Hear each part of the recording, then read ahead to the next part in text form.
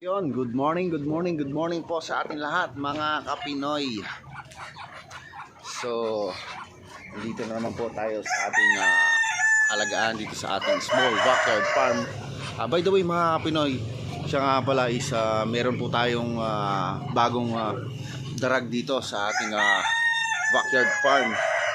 Meron po akong nakaswap na tiga-Tarlac kay Sir Good Vibes. Yun po ang kanyang pangalan sa FB. So nagkaroon po kami ng transaction na magsaswap po kami ng aming mga alagang manok. So ang sinwap ko po sa kanya is di bali 6 po na, na manok, 5 po na parawakan at saka po isang basilan. Yung pong mga iba is 2 months old and 3 months old. Yun po ang napagkasunduan po namin na magpalitan. At yung pong ipinalit naman niya sa akin is yun pong 3 months old niya na mga darag. So tara po at ipapakita ko sa inyo mga Kapinoy.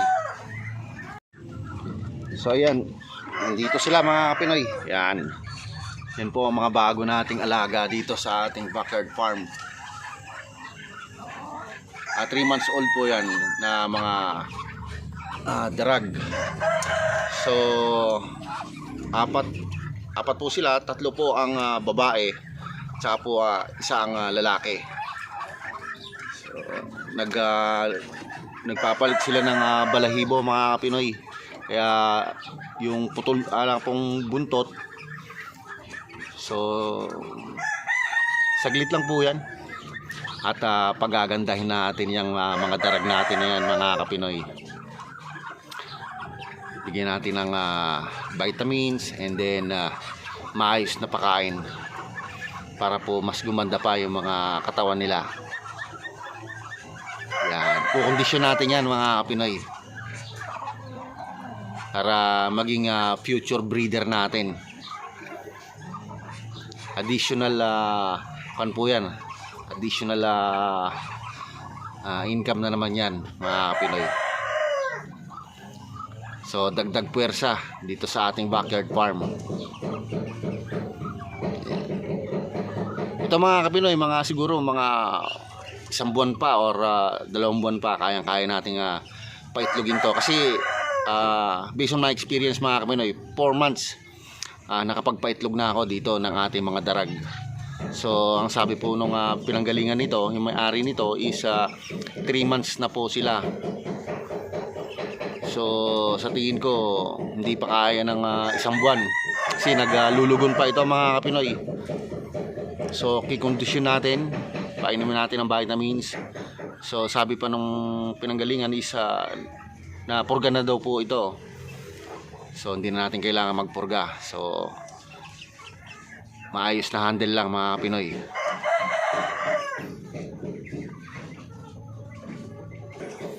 Ayan, dito naman tayo sa kabila mga Pinoy, dito sa ating gagawing future breeder na mga parawakan.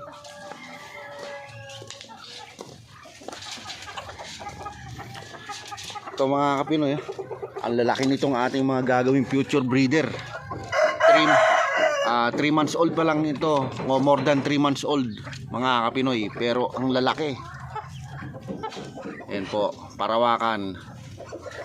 Yan, future breeder. Ang gaganda po ng mga katawan yan mga Kapinoy. Dalawa po ang sa tingin ko mga Kapinoy, 2 ang babae dito at dalawang babae, isang lalaki. Yan, meron tayong white parawakan.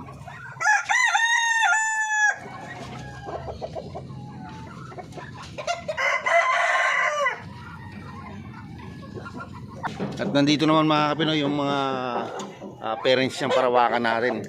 Ayan o mga Kapinoy o. Ayan o, may itlog. Yan. May itlog mga Kapinoy yung ating mga darag. Yan. Kunin muna natin. Natin yung itlog ng darag mga Kapinoy. So wala pong taga-video mga Kapinoy. Medyo mahirap.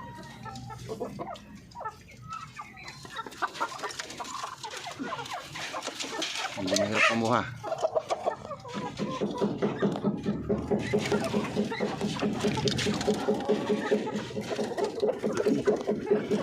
Yan, kuha natin. Ito naman tayo sa kabila.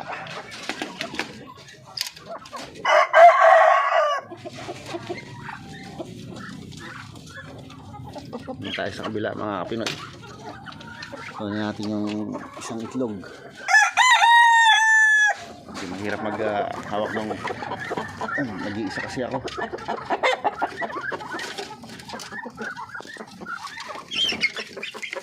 Hindi mahirap abutin. Yan. Ang natin itlog mga Kapinoy ng parawakan.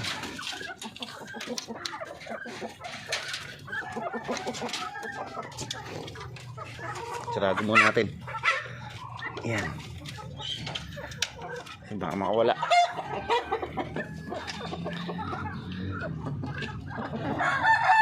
Yan mga Kapinoy, yung ating yung mga magulang po nung ating tatlo doon na gagawin nating mga breeder mga Pinoy. Yan, malalaki po yung mga magulang nila mga Pinoy. Yan, para po makakita nyo. Yan.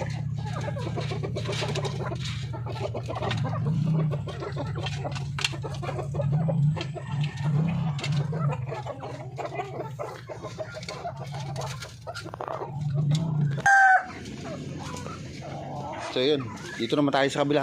Meron pa tayo isang parawakan white na nandito. Ayun, no? Yan. So gagawin natin, sama natin yan, gagawin natin breeder mga Pinoy. Tsaka po yung meron tayong dalawang darag dyan.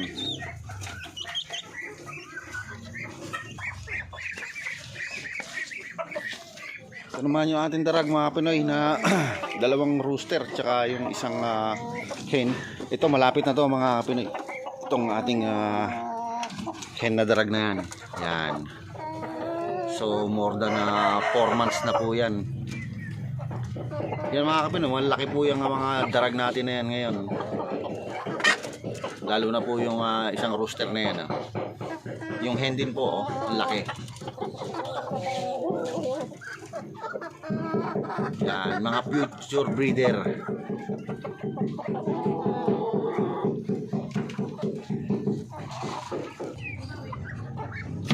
Ito naman, mga bibe, meron tayong dalawa dito. Lalaki nila mga Pinoy. Hindi ko pa binababa kasi baka mabuli nung mga malalaki. So, pero ang gaganda po ng katawan nito, ang lalaki mga Pinoy. Talagang pinapakain ko po yan ng feeds.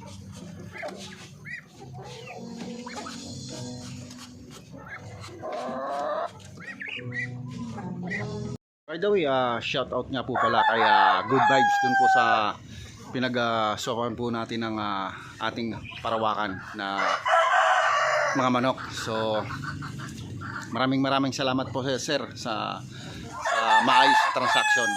So shout out po sa iyo, taga Tarlac po siya. Maraming salamat po.